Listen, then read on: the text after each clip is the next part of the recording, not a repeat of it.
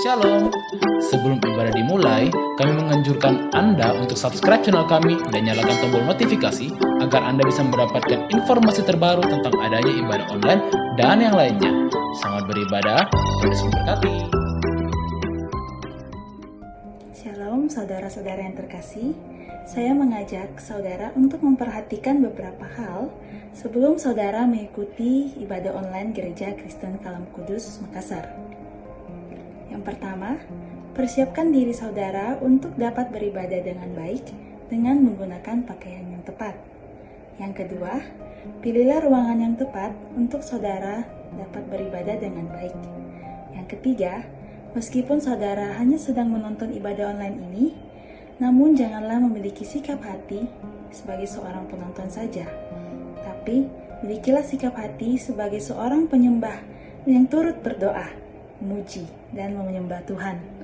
Yang keempat, pastikan saudara mengikuti ibadah ini sampai selesai. Dan yang terakhir, persembahan dapat dilakukan dengan cara transfer ke nomor rekening Gereja Kristen Kalam Kudus. Selamat beribadah, Tuhan Yesus memberkati.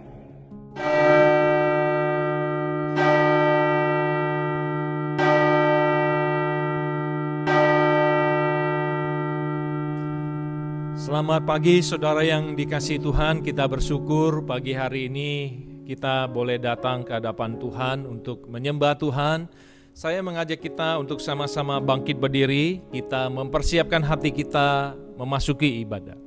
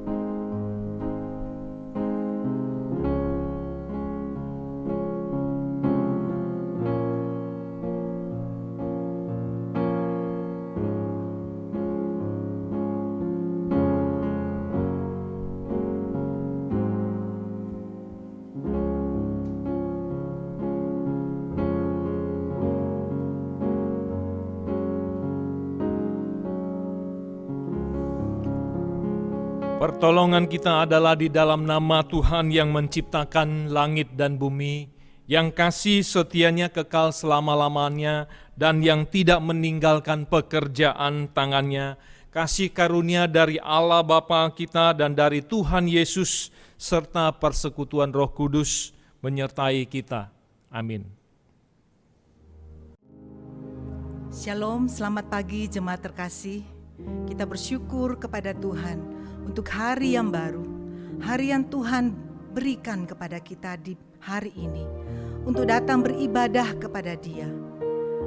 Dimanapun Bapak, Ibu, dan Saudara berada, kita bersyukur untuk kesempatan yang masih Tuhan berikan kepada kita, untuk datang menyembah Dia, untuk datang memuji Dia, dan memuliakan Dia. Mari siapkan hati kita untuk mempersembahkan yang terbaik bagi Dia. Biarlah semakin hari kita semakin mengasihi Dia, dan berkat Tuhan akan berlimpah di dalam kita. Besar anugerah-Mu Tuhan.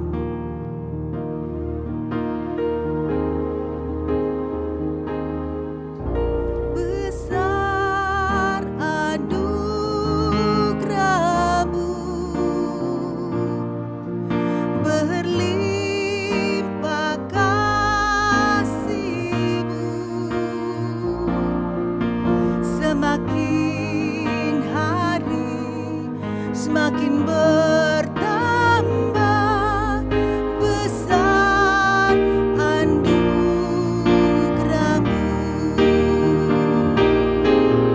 besar anugerah-Mu,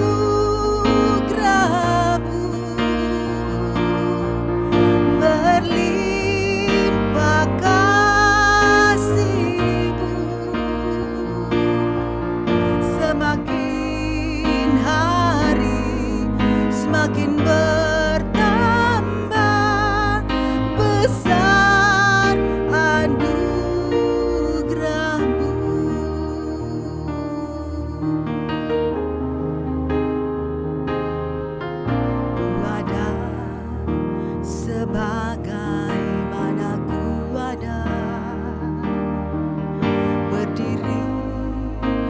menghadap tatamu Bapa, semua karena anugerah-Mu yang telah selamatkanku.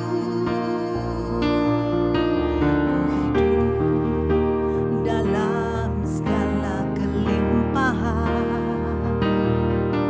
ku layak untuk melayani Tuhan. Semua karena anugerah-Mu tercurah bagiku. Semua anugerah-Mu berlimpah kasih-Mu,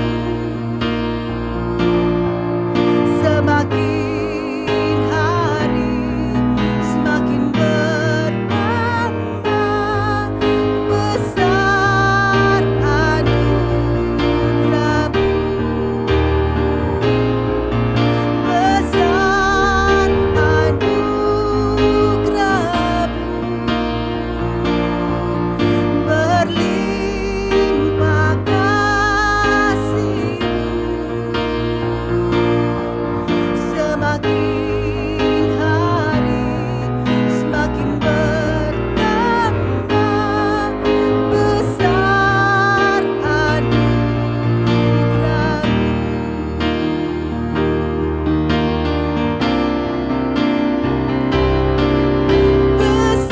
besar anugerah-Mu berlimpah kasih-Mu, semakin hari semakin bertambah besar anugerah-Mu, semakin hari semakin hari semakin bertambah besar anugerah-Mu.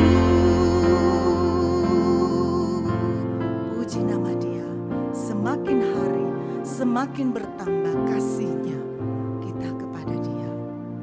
Kita sungguh bersyukur dan berterima kasih untuk semuanya itu. Mari kita masuk di dalam doa. Segala puji dan syukur kami datang kepadamu, ya Bapa. Kami sungguh bersyukur dan berterima kasih ya Tuhan. Engkau Allah yang besar, Engkau Allah yang luar biasa, yang selalu menuntun dan menyertai kehidupan kami Tuhan. Sungguh besar anugerah-Mu Tuhan di dalam kehidupan kami. Dan semakin hari kami boleh melihat Tuhan, pimpinan penyertaan-Mu, pertolongan-Mu itu nyata dalam kehidupan kami. Biarlah Tuhan, semakin hari semakin juga bertambah kasih kami Tuhan kepadamu. Semakin hari kami semakin rindu untuk datang kepadamu Tuhan. Seperti di pagi ini Tuhan, siapkan hati kami untuk datang, menyembah dan memuliakan Engkau Tuhan. Memuji dan meninggikan Engkau saja ya Tuhan. Tuhan, biarlah Engkau mau hadir Tuhan di dalam rumah kami, dimanapun kami berada saat ini Tuhan, ketika kami datang beribadah kepadamu. Semuanya hanya untuk kemuliaan nama-Mu saja. Ampuni dan sucikan kami Tuhan untuk datang di hadapan-Mu. Layakkan kami Tuhan, biarlah segala hormat dan pujian kami hanya untuk sembah sujud kepadamu saja ya Tuhan. Dan biarlah kami boleh siap mendengarkan segala firman-Mu, kehendak-Mu yang Kau akan sampaikan kepada kami Tuhan. Kami siap mendengarkan semuanya Tuhan. Mari Tuhan, kami boleh mengalami Engkau di waktu ini, saat ini Tuhan. Berkatilah ibadah kami dari awal sampai selesainya. Nama-Mu yang dipuji dan ditinggikan. Hanya dalam nama Tuhan Yesus Kristus kami berdoa dan mengucap syukur. Haleluya. Amin. Mari kita tetap berdiri bersama-sama, kita akan mengucapkan pengakuan iman rasuli. Pengakuan iman rasuli. Aku percaya kepada Allah, Bapa yang Maha Kuasa, Halik langit dan bumi, dan kepada Yesus Kristus, anaknya yang tunggal Tuhan kita, yang dikandung daripada Roh Kudus, lahir dari anak darah Maria, yang menderita sengsara di bawah pemerintahan Pontius Pilatus, disalibkan, mati dan dikuburkan, turun ke dalam kerajaan maut. Pada hari yang ketiga, bangkit pula dari antara orang mati, naik ke surga, duduk di sebelah kanan Allah, Bapa yang Maha Kuasa. Dan dari sana ia akan datang untuk menghakimi orang yang hidup dan yang mati. Aku percaya kepada Roh Kudus, gereja yang kudus dan persekutuan orang kudus, pengampunan dosa, kebangkitan tubuh, dan hidup yang kekal. Amin. Mari jemaat silakan duduk. Hari ini di tengah-tengah kesulitan yang melanda kehidupan umat manusia, begitu banyak kesulitan yang dialami oleh kita.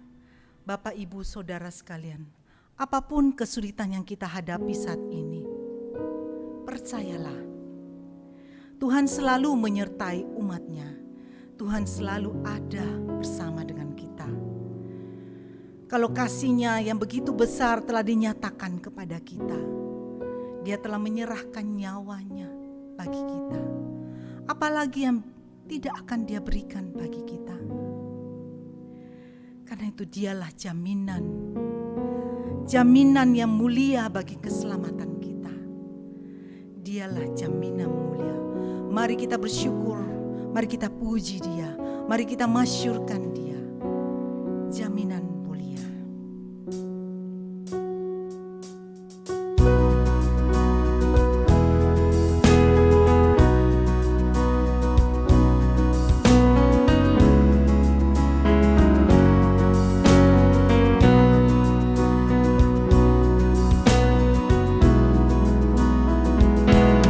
Jaminan mulia ku diberi,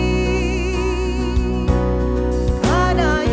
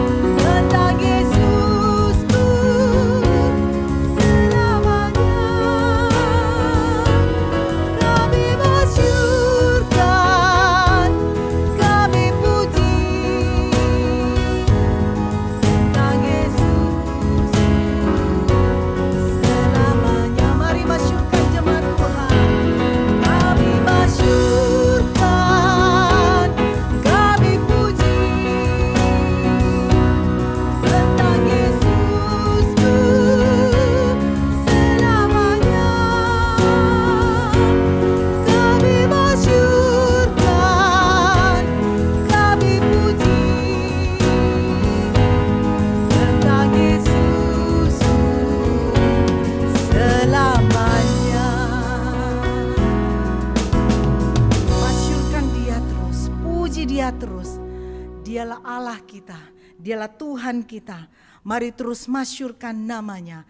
Mari kabarkan tentang kasih Tuhan yang begitu besar di dalam kehidupan kita. Ku suka mengabarkan, biarlah itu menjadi kerinduan kita.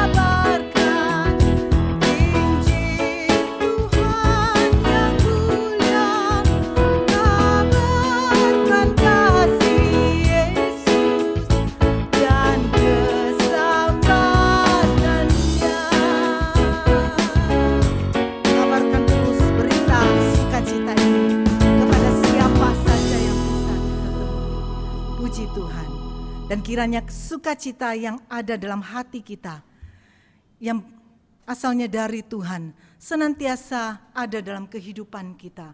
Dan itu memampukan kita menyaksikan kemurahan Tuhan, menyaksikan kebaikan Tuhan di dalam hidup kita.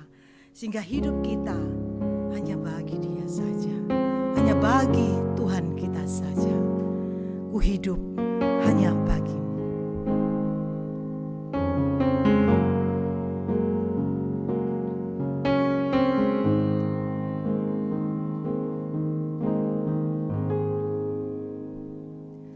Yesus, Kau kebenaran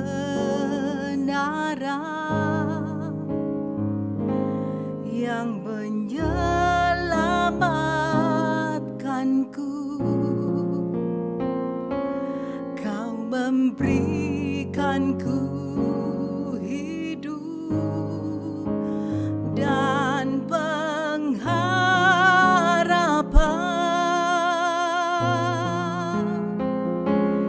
Ku ikut kehendak-Mu.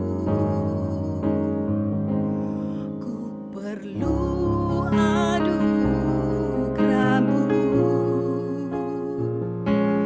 Ku nyatakan janji-Ku kepadamu.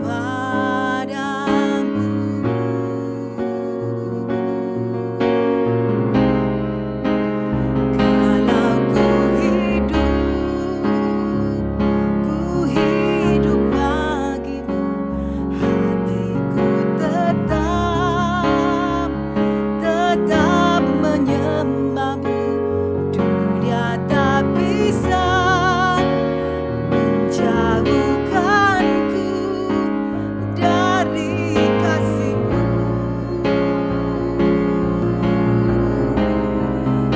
Selama ku hidup bagimu, mataku tetap memandang-Mu. Dunia tak bisa menjauhkanku dari kasih-Mu. Apapun yang kita hadapi di dalam tekanan dunia saat ini, mari tetap percaya, mari tetap pegang janji Tuhan, karena hidup kita hanya bagi Dia saja. Yesus, sungguh Kaulah kebenaran. Yesus, Kau kebenaran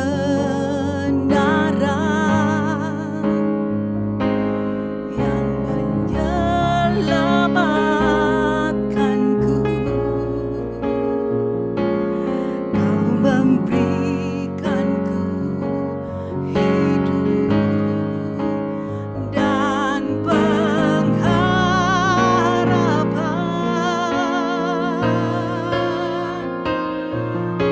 Ku ikut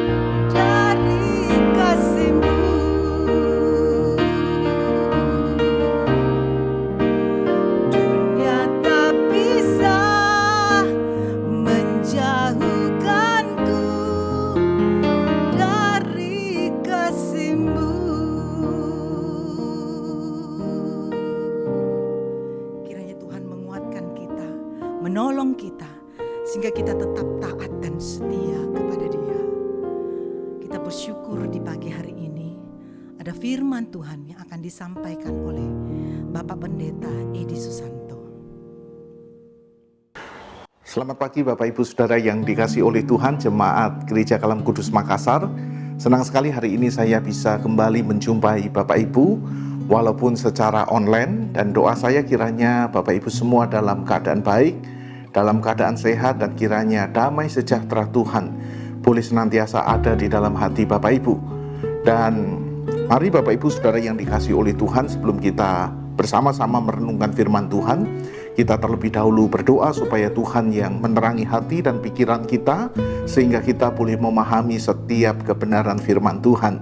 Mari kita berdoa. Bapa di dalam surga, terima kasih karena Engkau masih memberikan kesempatan kepada setiap kami untuk kami boleh belajar merenungkan kembali firman-Mu. Tuhan, kami rindu supaya Engkau menerangi hati dan pikiran kami, sehingga setiap kami jemaat-Mu Tuhan dan juga hamba-Mu boleh memahami setiap kebenaran firman Tuhan yang kami baca dan kami renungkan. Dan Tuhan, tolonglah setiap kami jemaat-Mu dan juga hamba-Mu, supaya kami bukan hanya menjadi pendengar firman, tetapi lebih daripada itu Tuhan, bantu supaya kami juga meresponi firman Tuhan, sehingga firman-Mu itu begitu nyata di dalam kehidupan kami. Tuhan, pimpin hamba-Mu, berikan hikmat kepada hamba-Mu, dan kiranya Engkau yang menguasai lidah bibir hamba-Mu, supaya apa yang hamba-Mu sampaikan boleh sungguh memberkati setiap jemaat-Mu. Terima kasih Tuhan, terpujilah nama-Mu, di dalam nama Tuhan Yesus kami berdoa dan kami menaikkan syukur kami. Amin. Bapak Ibu Saudara yang dikasihi oleh Tuhan, bagian firman Tuhan yang akan kita renungkan hari ini terambil dari kitab Markus pasal yang ke-14, Markus pasal yang ke-6 maksud saya, ayat yang ke-14 sampai ayat yang ke-29. Markus pasal yang ke-6 ayat 14 sampai ayat 29, di mana tema firman Tuhan pagi hari ini adalah menjadi pribadi yang berpengaruh. Menjadi pribadi yang berpengaruh. Markus pasal 6 ayat yang ke-14 sampai ayat yang ke-29. Saya akan membacakan bagi Bapak Ibu Saudara sekalian. Raja Herodes juga mendengar tentang Yesus, sebab namanya sudah terkenal dan orang mengatakan, Yohanes Pembaptis sudah bangkit dari antara orang mati. Itulah sebabnya kuasa-kuasa itu bekerja di dalam dia. Yang lain mengatakan dia itu Elia. Yang lain lagi mengatakan dia itu seorang nabi, sama seperti nabi-nabi yang dahulu. Waktu Herodes mendengar hal itu, ia berkata, bukan, dia itu Yohanes yang sudah kupenggal kepalanya dan yang bangkit lagi. Sebab memang Herodeslah yang menyuruh orang menangkap Yohanes dan membelenggunya di penjara berhubung dengan peristiwa Herodias, istri Filipus saudaranya, karena Herodes telah mengambilnya sebagai istri. Karena Yohanes pernah menegur Herodes, tidak halal engkau mengambil istri saudaramu. Karena itu Herodias menaruh dendam pada Yohanes dan bermaksud untuk membunuh dia, tetapi tidak dapat, sebab Herodes segan akan Yohanes, karena ia tahu bahwa Yohanes adalah orang yang benar dan suci, jadi ia melindunginya. Tetapi apabila ia mendengarkan Yohanes, hatinya selalu terombang-ambing, namun ia merasa senang juga mendengarkan dia. Akhirnya tiba juga kesempatan yang baik bagi Herodias, ketika Herodes pada hari ulang tahunnya mengadakan perjamuan untuk pembesar-pembesarnya, perwira-perwiranya, dan orang-orang yang terkemuka di Galilea. Pada waktu itu anak perempuan Herodias tampil lalu menari, dan ia menyukakan hati Herodes dan tamu-tamunya. Raja berkata kepada gadis itu, minta daripadaku apa saja yang kau ingini, maka akan kuberikan kepadamu. Lalu bersumpah kepadanya, apa saja yang kau minta akan kuberikan kepadamu, sekalipun setengah dari kerajaanku. Anak itu pergi dan menanyakan ibunya, apa yang harus kuminta? Jawabnya, kepala Yohanes Pembaptis. Maka cepat-cepat ia pergi kepada raja dan meminta, aku mau supaya sekarang juga engkau memberikan kepadaku kepala Yohanes Pembaptis di sebuah talam. Lalu sangat sedihlah hati raja. Tetapi karena sumpahnya dan karena tamu-tamunya, ia tidak mau menolaknya. Raja segera menyuruh seorang pengawal dengan perintah supaya mengambil kepala Yohanes. Orang itu pergi dan memenggal kepala Yohanes di penjara. Ia membawa kepala itu di sebuah talam dan memberikannya kepada gadis itu. Dan gadis itu memberikannya pula kepada ibunya. Ketika murid-murid Yohanes mendengar hal itu, mereka datang dan mengambil mayatnya, lalu membaringkannya dalam kubur. Sampai sedemikian jauh pembacaan firman Tuhan. Berbahagialah kita yang bukan hanya mendengar, membaca, tetapi yang juga mengaplikasikan firman Tuhan ini di dalam kehidupan kita sehari lepas sehari. Bapak Ibu, siapa yang tidak ingin menjadi pribadi yang berpengaruh? Saya percaya Bapak Ibu setiap kita tentunya menginginkannya. Sebagai pelayan Tuhan Bapak Ibu, saya berharap bisa menjadi pelayan Tuhan yang berpengaruh. Sebagai hamba Tuhan Bapak Ibu, saya berharap saya bisa menjadi hamba Tuhan yang berpengaruh. Sebagai orang tua Bapak Ibu, sudah barang tentu Bapak Ibu, saya berharap saya bisa menjadi orang tua yang berpengaruh. Tentunya berpengaruh untuk hal-hal yang positif. Karena pastinya Bapak Ibu menjadi pribadi yang berpengaruh itu sangat membanggakan. Membanggakan bagi siapa Bapak Ibu? Yang pertama jelas Bapak Ibu, menjadi pribadi yang berpengaruh itu membanggakan Tuhan. Itu sebabnya Bapak Ibu firman Tuhan berkata, demikian hendaknya terangmu bercahaya di depan orang, supaya mereka melihat perbuatanmu yang baik dan memuliakan Bapamu yang di surga. Jadi Bapak Ibu ketika kita menjadi pribadi yang berpengaruh, Tuhan itu bangga. Dan pastinya Bapak Ibu bukan cuma Tuhan yang bangga, tetapi diri kita juga merasa bangga Bapak Ibu. Kalau kita ini bisa berhasil menjadi pribadi yang menginspirasi Bapak Ibu, kita berhasil menginspirasi pasangan kita berhasil menginspirasi anak-anak kita bisa menginspirasi jemaat kita Bapak Ibu, sudah barang tentu Bapak Ibu itu sangat membanggakan bagi diri kita Bapak Ibu. Dan pastinya Bapak Ibu bukan hanya cuma kita yang bangga, tetapi orang lain pun juga merasa bangga. Pasangan kita merasa bangga, jemaat kita merasa bangga mengenal orang seperti kita, bahwa kita telah menginspirasi kehidupan mereka.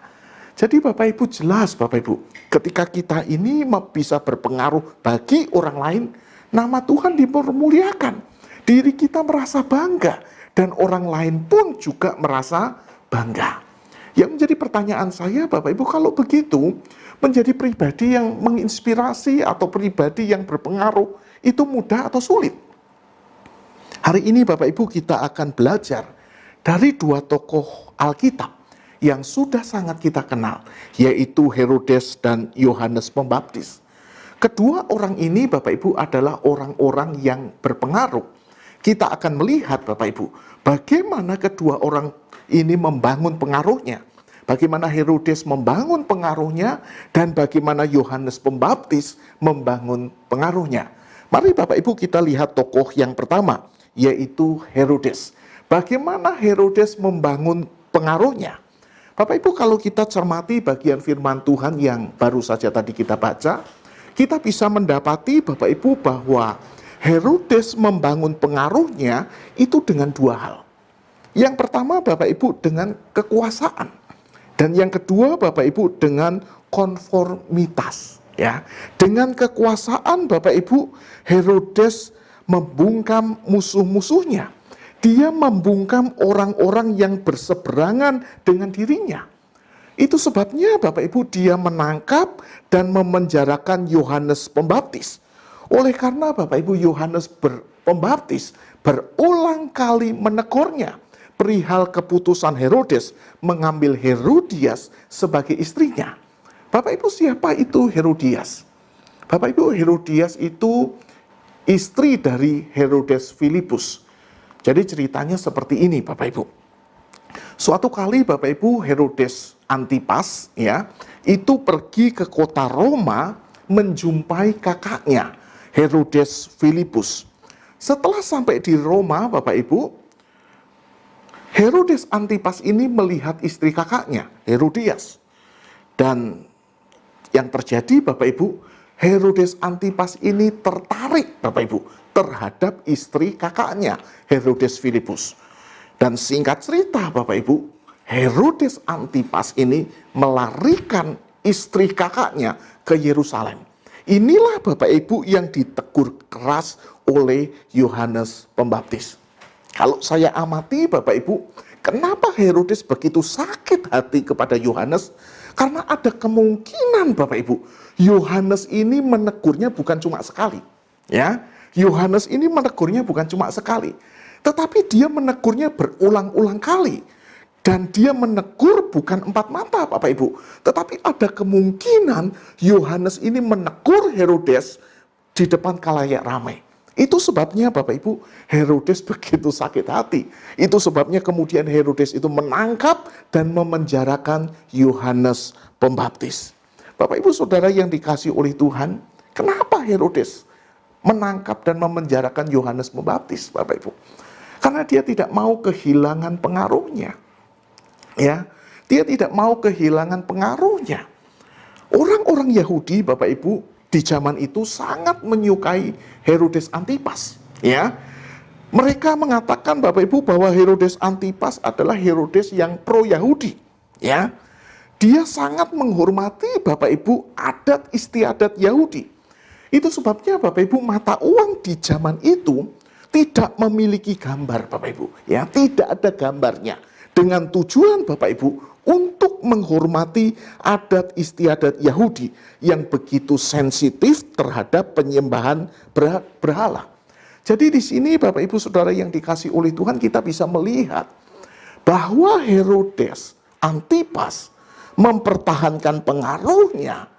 Yang pertama yaitu dengan kekuasaan.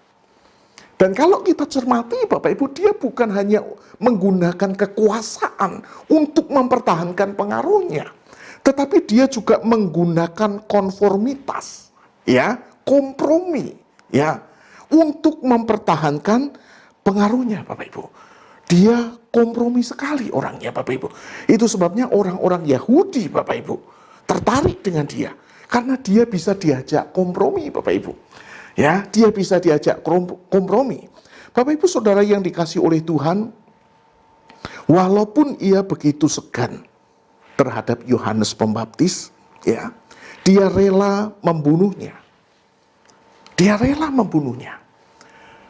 Dan bukan hanya Yohanes Pembaptis yang mati di tangan Herodes Antipas Bapak Ibu, tetapi menurut sejarah Bapak Ibu, Tuhan Yesus juga mati di tangannya. Karena menurut sejarah Bapak Ibu, ternyata ide penyaliban itu lahir bukan dari Pilatus. Tetapi ide penyaliban itu Bapak Ibu lahir dari Herodes. Jadi di sini kita bisa melihat Bapak Ibu, ya, Herodes membangun pengaruhnya itu dengan dua hal. Yang pertama Bapak Ibu, dia membangun pengaruhnya dengan kekuasaan.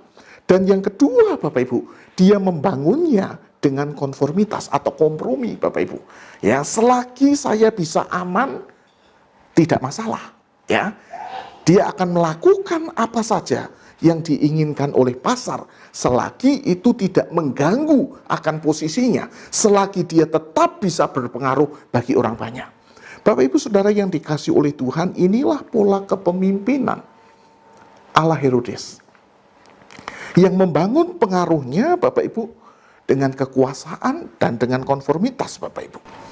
Inilah Bapak Ibu pola kepemimpinan ala Herodes. Menurut Bapak Ibu, pola kepemimpinan ini baik atau buruk?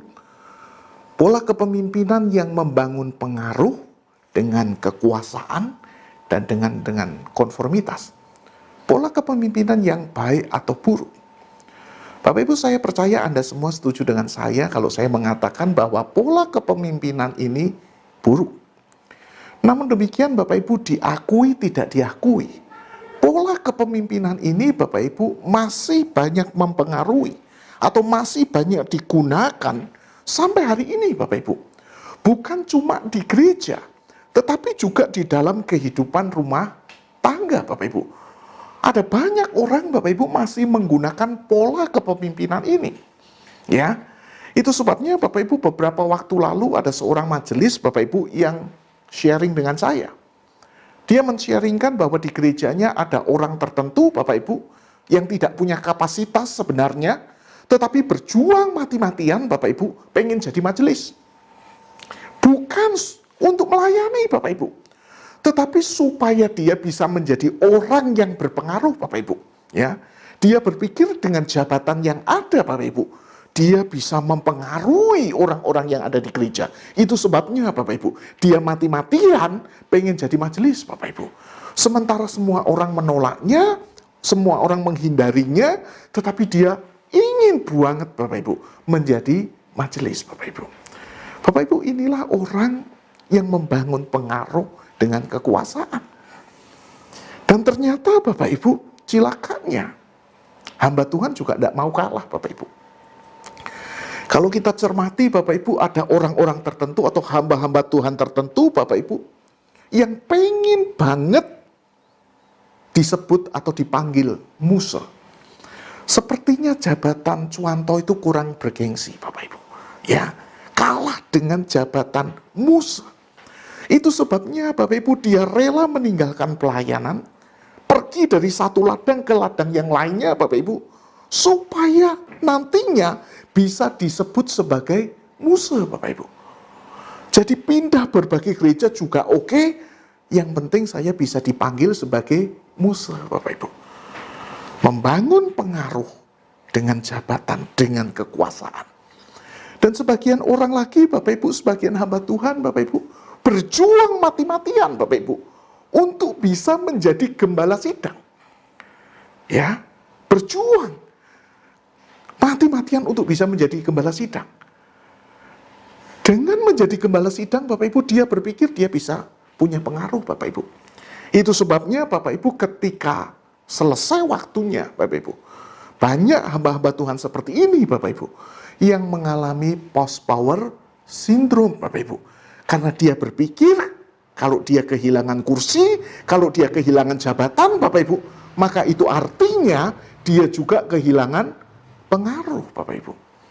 Bapak Ibu Saudara yang dikasih oleh Tuhan, yang mengalami pergumulan ini bukan hanya jemaat, tetapi juga hamba-hamba Tuhan Bapak Ibu. Dan yang menjadi pertanyaan saya Bapak Ibu, sungguhkah orang seperti ini akan mendapatkan apa yang dia cari? Sungguhkah orang-orang seperti ini Bapak Ibu akan mendapat penghormatan, akan dihormati? Bapak Ibu Saudara yang dikasih oleh Tuhan, menurut saya kok tidak. Ya, bukan pujian yang dia dapatkan, tetapi yang dia dapatkan adalah olokan. Ya, bukan pujian yang dia dapatkan, tetapi yang dia dapatkan adalah cibiran, cacian, bahkan mungkin makian Bapak Ibu. Kelihatannya barangkali orang-orang tunduk-tunduk Bapak Ibu, tetapi di dalam hati bisa jadi Bapak Ibu, orang-orang itu memaki dirinya Bapak Ibu. Bapak Ibu Saudara yang dikasih oleh Tuhan, pemimpin-pemimpin yang seperti ini Bapak Ibu adalah pemimpin-pemimpin yang tidak punya harga diri. Ya, pemimpin-pemimpin seperti ini Bapak Ibu adalah pemimpin-pemimpin yang bisa dibeli Bapak Ibu. Itu sebabnya Bapak Ibu, dia tidak akan mendapatkan apa yang dia inginkan, yaitu penghormatan. Karena dia bukan pemimpin yang baik, dia pemimpin yang tidak punya harga diri, dia pemimpin yang bisa dibeli Bapak Ibu. Bapak Ibu, inilah pola kepemimpinan ala Herodes yang seharusnya Bapak Ibu kita tinggalkan. Dan hari ini Bapak Ibu ternyata bukan cuma orang-orang gereja yang menggunakan pola kepemimpinan ini. Banyak orang tua Bapak Ibu yang juga menggunakan pola kepemimpinan ini. Ya, oleh karena saya ini orang tua, dengar apa yang saya katakan. Oleh karena saya ini orang tua, lakukan apa yang saya katakan. Bapak Ibu Saudara yang dikasih oleh Tuhan, anak seperti apa Bapak Ibu yang dihasilkan dari pola kepemimpinan seperti ini? Ya Bapak Ibu, anak-anak tipe ABS, asal Bapak senang. Di rumah Bapak Ibu begitu baik, begitu ramah, begitu manis, tetapi di luar sana Bapak Ibu begitu mengerikan. Itulah yang saya jumpai Bapak Ibu di dunia pelayanan anak-anak muda. Tak segan-segan Bapak Ibu, anak yang dibesarkan dengan pola kepemimpinan ini Bapak Ibu, di luar dia bisa memaki-maki orang tuanya, padahal di rumah dia begitu manis, begitu ramah. Dan ini terjadi Bapak Ibu bukan hanya pada anak jemaat, tetapi ini juga terjadi pada anak-anak hamba Tuhan. Karena banyak hamba Tuhan Bapak Ibu yang juga menggunakan pola ini untuk mempengaruhi anaknya. Bapak Ibu Saudara yang dikasihi oleh Tuhan, inilah pola kepemimpinan yang sesungguhnya perlu kita tinggalkan. Kita perlu meninggalkan pola kepemimpinan Herodes yang mempertahankan pengaruh dengan kekuasaan dan dengan konformitas. Lalu pola kepemimpinan siapa yang perlu kita pakai, yang perlu kita terapkan? Bapak Ibu, tokoh yang kedua yang akan kita lihat adalah Yohanes Pembaptis. Bagaimana dia membangun pengaruhnya? Bapak Ibu, Yohanes Pembaptis tidak membangun pengaruhnya dengan kekuasaan. Yohanes Pembaptis tidak membangun pengaruhnya dengan konformitas. Yohanes Pembaptis membangun pengaruhnya dengan dua hal, yaitu kebenaran dan juga kesucian. Itu sebabnya Bapak Ibu, Yohanes Pembaptis begitu disegani Bapak Ibu. Kalau saya perhatikan kehidupan Yohanes Pembaptis Bapak Ibu, saya dapati bahwa Yohanes Pembaptis adalah seorang pelayan Tuhan yang tahu diri. Yohanes Pembaptis adalah seorang pelayan Tuhan yang tidak pernah mencari panggung bagi dirinya sendiri. Tentang dirinya Bapak Ibu, dia berkata, aku suara yang berseru-seru di padang gurun. Dengan kata lain Bapak Ibu, dia ingin berkata orang tidak perlu tahu siapa diri saya, tetapi orang hanya perlu tahu bahwa saya bukanlah Mesias. Tatkala Bapak Ibu posisinya mulai tergeser oleh Yesus, apa yang Yohanes katakan Bapak Ibu? Mari kita lihat di dalam Yohanes pasal yang ketiga, ayat yang ke-26 hingga ayat yang ke-29. Lalu mereka datang kepada Yohanes dan berkata kepadanya, jadi murid-murid datang kepada Yohanes, Rabi, orang yang bersama dengan engkau di seberang sungai Yordan, dan yang tentang dia engkau telah memberi kesaksian, dia membaptis juga, dan semua orang pergi kepadanya. Jawab Yohanes, tidak seorang pun dapat mengambil sesuatu bagi dirinya kalau tidak dikaruniakan kepadanya dari surga. Kamu sendiri dapat memberi kesaksian bahwa aku telah berkata aku bukan Mesias, tetapi aku diutus mendahuluinya. Yang empunya mempelai perempuan ialah mempelai laki-laki. Tetapi sahabat mempelai laki-laki yang berdiri dekat dia dan yang mendengarkannya bersukacita mendengar suara mempelai laki-laki itu. Itulah sukacitaku, dan sekarang sukacitaku penuh. Ia harus semakin besar, tetapi aku harus semakin kecil. Itulah sukacitaku, dan sekarang sukacitaku itu penuh. Ia harus semakin besar, tetapi aku harus semakin kecil.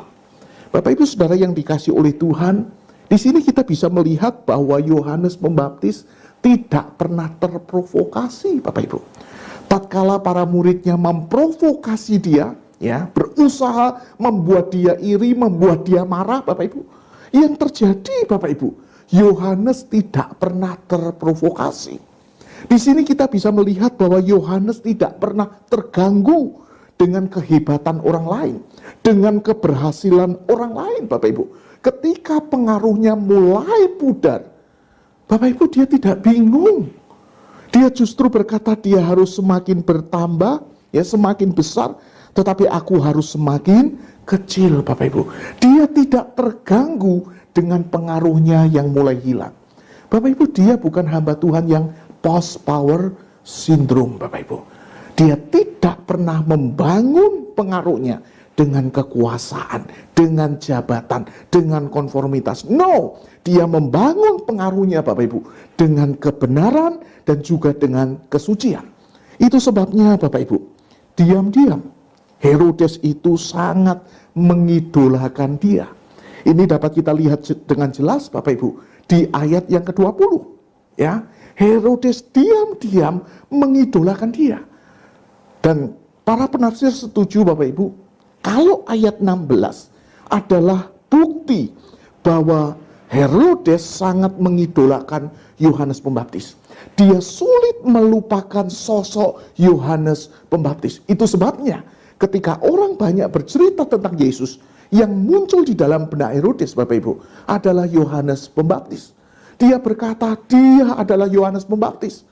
Kenapa dia langsung ingat kepada Yohanes Pembaptis, Bapak Ibu? Karena Herodes diam-diam mengidolakan Yohanes Pembaptis. Dia begitu segan terhadap Yohanes Pembaptis. Karena dia dapati, Bapak Ibu, bahwa Yohanes Pembaptis adalah orang yang benar dan orang yang suci. Jadi Bapak Ibu, di sini kita bisa melihat bahwa bukan saja John Lennon, Bapak Ibu, yang mati di tangan penggemarnya, tetapi Yohanes Pembaptis pun mati juga di tangan penggemarnya. Bapak Ibu Saudara yang dikasihi oleh Tuhan, inilah dua hal yang Yohanes pakai ya untuk mempengaruhi orang lain. Dia tidak menggunakan kekuasaan. Dia tidak kompromi, Bapak Ibu. Dia menggunakan kebenaran dan kesucian. Bagi Yohanes, Bapak Ibu, yang terpenting adalah integritas, Bapak Ibu. Bapak Ibu Saudara yang dikasihi oleh Tuhan, inilah dua hal yang perlu Anda lakukan, yang perlu saya lakukan untuk menjadi pribadi yang berpengaruh, untuk menjadi hamba Tuhan yang berpengaruh, untuk menjadi pelayan Tuhan yang berpengaruh, untuk menjadi orang tua yang berpengaruh. Anda perlu kebenaran dan Anda perlu kesucian. Hari ini Bapak Ibu, banyak orang tua yang benar, tetapi sedikit orang tua yang suci. Sekali lagi Bapak Ibu, hari ini Bapak Ibu, banyak orang tua yang benar, tetapi sedikit orang tua yang suci. Hari ini banyak orang tua yang punya gelar, Bapak Ibu, jarkoni. Tahu nggak jarkoni? Iso ujar, ora iso nglakoni. Bisa berkata-kata, bisa ngajar yang baik, yang benar, tapi tidak mampu melakukannya. Jarkoni, Bapak Ibu. Melarang anaknya ngerokok, tapi dia sendiri ngerokok. Melarang anaknya lihat blue film, tetapi dia sendiri koleksi. Ketika saya mengajar di SMP Kalam Kudus Solo, Bapak Ibu, saya banyak bertanya kepada anak-anak, dari mana kamu kenal blue film? Yang pertama jawaban terbanyak adalah dari teman. Ya, dari teman sebaya, dari HP teman. Tetapi yang kedua yang saya dapati, Bapak Ibu, banyak anak-anak yang jawab dari orang tua, dari koleksi orang tua, cari ya, dari komputer orang tua, dan mereka menemukannya. Bapak Ibu Saudara yang dikasihi oleh Tuhan, banyak orang tua yang benar, ya, tetapi sedikit orang tua yang suci, Bapak Ibu. Meminta anak-anak rajin ke gereja, tapi dirinya sendiri tidak pernah ke gereja. Minta anak-anak rajin berdoa, rajin saat teduh, tetapi dirinya sendiri juga tidak saat teduh. Dan sebagai hamba Tuhan, Bapak Ibu, saya juga takut kalau saya hari ini menjadi hamba Tuhan yang jarkoni, Bapak Ibu. Ya, teorinya hebat, tetapi prakteknya nol. Teori hebat, tetapi prakteknya nol. Ngajar jemaat perpuluhan, tetapi dia sendiri tidak pernah perpuluhan. Ngajar jemaat untuk mengasihi sesama, tapi dia sendiri benci sama rekan kerjanya. Saya pernah praktek di satu gereja, Bapak Ibu. Hamba Tuhan yang satu menyebut yang lain, Bapak Ibu, dengan sebutan setan. Itu setannya datang enggak? Nanti malam di doa malam. Rekan kerjanya, sesama hamba Tuhan, dia sebut sebagai setan. Ada hamba Tuhan yang seperti ini, Bapak Ibu. Ya, bisa ngajari kebenaran, bisa khotbah, nyuruh orang ngampuni, tapi dirinya sendiri tidak melakukan. Benar, tetapi tidak suci. Bapak Ibu Saudara yang dikasihi oleh Tuhan, apa yang dilakukan Yohanes Pembaptis menurut saya bukan sesuatu yang gampang. Ya, bukan sesuatu yang gampang. Kalau hari ini ada jemaat yang begitu baik terhadap saya, ya, dia kasih rumah kepada saya. Lalu bukan cuma rumah, Bapak Ibu, dia juga kasih mobil sama saya. Setiap Natal, Bapak Ibu, selalu dia kirim parcel. Ya. Bukan cuma setengah meter Bapak Ibu, 1 meter parselnya tingginya. Bahkan Bapak Ibu ketika Imlek, dia tidak lupa kirim angpau Bapak Ibu. Tapi kemudian saya tahu dia punya karakter yang buruk. Dan karena karakternya ini Bapak Ibu, banyak orang yang terluka. Kalau boleh tanya Bapak Ibu, gampang enggak negur orang seperti ini?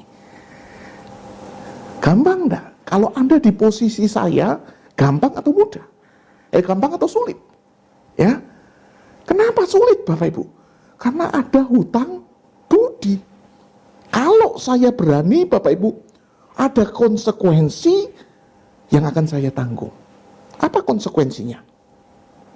Konsekuensinya Bapak Ibu, saya akan dibenci, ya. Saya akan dikata-katai, tidak tahu berterima kasih, ya. Dan yang ketiga pastinya Bapak Ibu, saya akan kehilangan apa yang saya dapatkan. Bapak Ibu, itulah yang dihadapi oleh Yohanes Pembaptis. Dia begitu disegani Herodes. Kalau dia bisa tutup mulut Bapak Ibu, kalau dia bisa bungkam, wow. Barangkali tiap bulan Bapak Ibu, dia dapat jatah dari Herodes. Dapat uang saku dari Herodes. Tetapi karena mulutnya yang tidak bisa diam Bapak Ibu, ya, bukan uang saku yang dia dapatkan, tetapi penjara yang dia dapatkan dan kematian yang dia dapatkan. Namun demikian Bapak Ibu, kita bisa melihat walaupun dia mati, tetapi Herodes menghormati Yohanes Pembaptis. Karena apa? Karena dia tidak pernah menjual dirinya.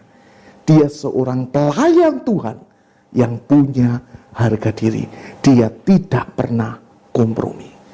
Bapak Ibu Saudara yang dikasihi oleh Tuhan, kalau begitu, menjadi pribadi yang berpengaruh itu gampang atau sulit? Ya, gampang atau sulit? Menurut saya mudah-mudah sulit Bapak Ibu. Mudah karena saya percaya Bapak Ibu, setiap kita tahu kebenaran. Ya, mudah karena setiap kita tahu apa yang benar. Tetapi sulit Bapak Ibu, karena kita harus siap rugi. Ya, sulit karena Anda harus siap rugi. Orang yang berintegritas Bapak Ibu, bukan saja orang yang siap berkata benar, tetapi juga siap rugi. Sekali lagi, orang yang berintegritas bukan hanya siap berkata benar, tetapi juga siap rugi. Itulah yang juga dicontohkan oleh Tuhan Yesus Kristus. Alkitab mengatakan dia tidak berdosa, tetapi rela dijadikan berdosa. Dia bukan hanya berkata kebenaran, tetapi juga siap rugi oleh karena segala sesuatu yang dia katakan. Bapak Ibu Saudara yang dikasihi oleh Tuhan, kalau hari ini Anda dan saya mau menjadi pribadi yang berpengaruh, jangan pakai gaya kepemimpinan Herodes, tetapi pakailah gaya kepemimpinan Yohanes. Milikilah kebenaran dan milikilah kesucian hidup. Kiranya renungan ini boleh menjadi berkat bagi kita semua. Hari ini Bapak Ibu saya tidak tahu bagaimana Anda membangun pengaruh Anda. Tetapi mari Bapak Ibu kita berdoa supaya Tuhan memampukan kita, supaya kita punya kebenaran dan kita juga punya kesucian. Mari kita berdoa. Bapa di dalam surga, terima kasih buat kebenaran firman-Mu yang begitu luar biasa. Dan hari ini Tuhan, kami mau belajar seperti Yohanes, kami juga mau belajar seperti Kristus yang membangun pengaruhnya bukan dengan kekuasaan, yang membangun pengaruhnya bukan dengan konformitas, kompromi, tetapi yang membangun pengaruhnya dengan integritas hidupnya, dengan kebenaran dan dengan kesucian. Dia bukan hanya berani berkata benar, tetapi juga siap menanggung kerugian yang ada. Tuhan, bantulah setiap kami, anak-anak-Mu yang ada di tempat ini, jemaat GKKK Makassar. Berkati hamba Tuhan, berkati majelis, berkati para orang tua.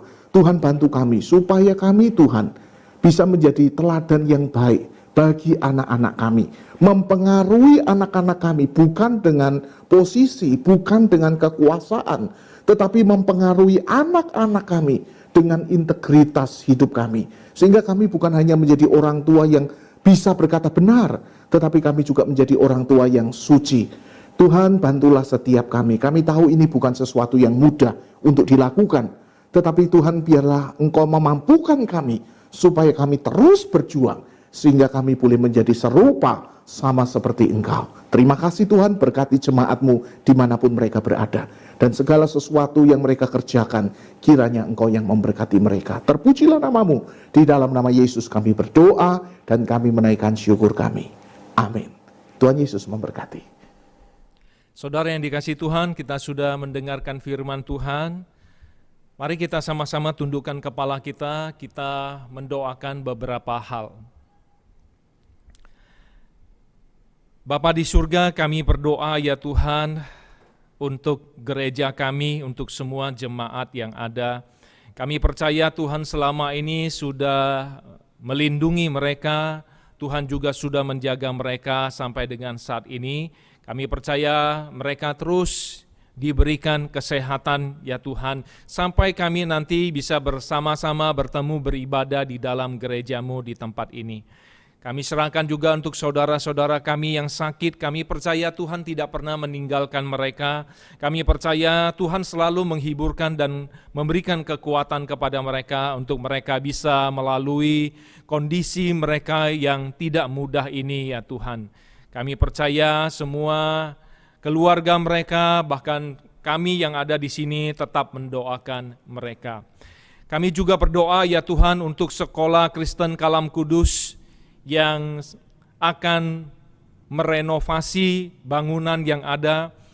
Kami berdoa untuk semua panitia yang sudah terpilih, Tuhan yang memberkati sehingga panitia ini bisa bekerja dengan baik dan pembangunan bisa berjalan dengan baik. Begitu juga untuk pelaksana pembangunan Bapak Hamdani, kami berdoa Tuhan juga yang memakai hamba-Mu supaya pelaksanaan renovasi dari gereja ini boleh berjalan dengan baik dan semua bisa selesai dengan waktu yang baik, dan sekolah Kristen Kalam Kudus boleh sungguh memiliki satu gedung yang baru, gedung yang layak untuk membawa semua murid-murid bisa lebih baik lagi di dalam proses belajar mengajar. Terima kasih ya Tuhan, inilah yang menjadi doa kami. Di dalam nama Tuhan Yesus kami sudah berdoa dan mengucap syukur. Amin. Saudara yang dikasihi Tuhan, kita akan sama-sama mengakhiri ibadah kita. Mari kita sama-sama bangkit berdiri, kita naikkan pujian doksologi.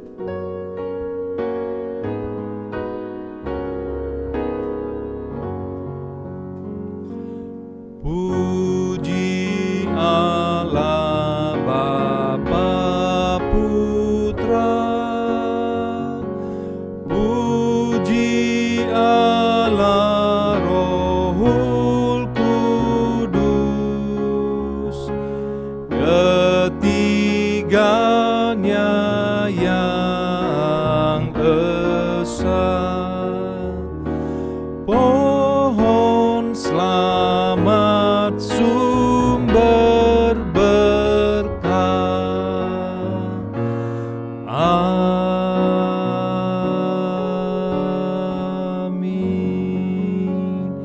Mari kita tundukkan kepala dan hati kita di hadapan Tuhan.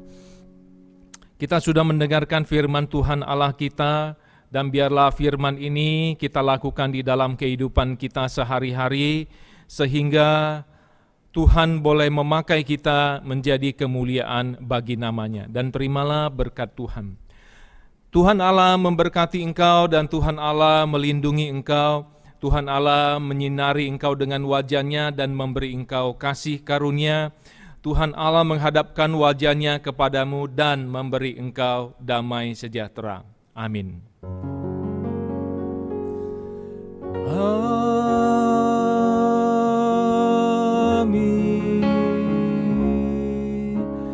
Amin.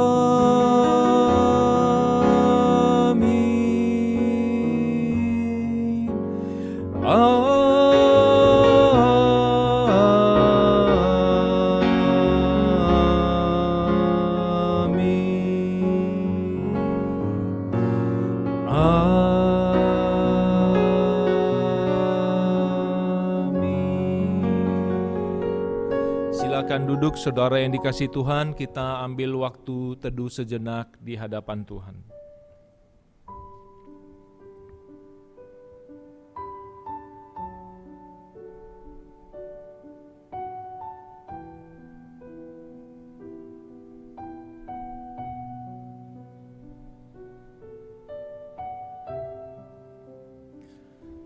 Saudara yang dikasihi Tuhan, ada beberapa hal yang akan saya sampaikan. Yang pertama, biarlah kita boleh tetap setia terus menyembah Tuhan dan memberikan persembahan, dan kita boleh tetap terus menjaga kesehatan kita. Dan saudara, mari kita berdoa untuk renovasi dari Sekolah Kristen Kalam Kudus yang akan menambah 1 lantai lagi. Jadi 3 lantai dan membutuhkan dana kira-kira 3 miliar. Kita percaya Tuhan yang akan menyediakan ini sehingga renovasi boleh berjalan dengan baik. Demikian yang saya bisa sampaikan. Tuhan Yesus memberkati kita semua dan selamat berhari Minggu.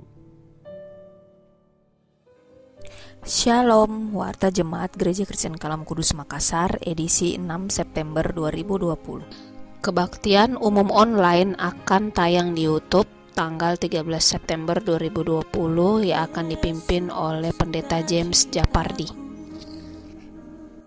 Ibadah doa online akan diadakan di Google Meet Kamis tanggal 10 September 2020 jam 7:30 malam yang akan dipimpin oleh Evangelis Ratna Wijaya. Halo adik-adik, jangan lupa ya ikuti ibadah sekolah minggu online yang akan tayang di YouTube tanggal 6 September 2020 jam 10 pagi. Bagi saudara-saudari yang berencana untuk menikah namun belum mengikuti kelas bimbingan nikah, bisa langsung daftar ikut kelas bimbingan nikah yang akan dimulai Maret 2021. Kelas katekisasi akan dilayani mulai Agustus 2021. Harap mendaftar secepatnya kepada Pendeta James Japardi. Doakan untuk penambahan lantai 3 gedung Sekolah Kristen Kalam Kudus Makassar, perizinan pelaksanaan dan dana yang dibutuhkan. Bagi para jemaat Gereja Kristen Kalam Kudus Makassar, baik yang di pusat dan yang di pos, kami berdoa Tuhan senantiasa melindungi saudara semua, sehingga saudara bersama dengan anggota keluarga sehat-sehat selalu. Marilah kita tetap setia beribadah kepada Tuhan di rumah masing-masing, sehingga iman dan pertumbuhan rohani kita tetap terpelihara baik.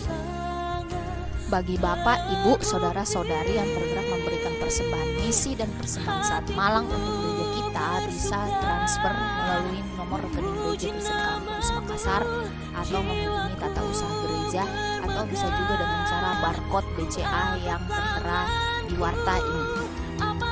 Bagi Bapak, Ibu, Saudara-saudari yang berulang tahun dalam minggu ini, Tuhan Yesus memberkati. Bagi para jemaat Gereja Kristen Kalam Kudus Makassar yang ingin tahu info penayangan ibadah online lainnya, bisa dilihat di YouTube gereja atau bisa juga di Instagram gereja. Tuhan Yesus memberkati.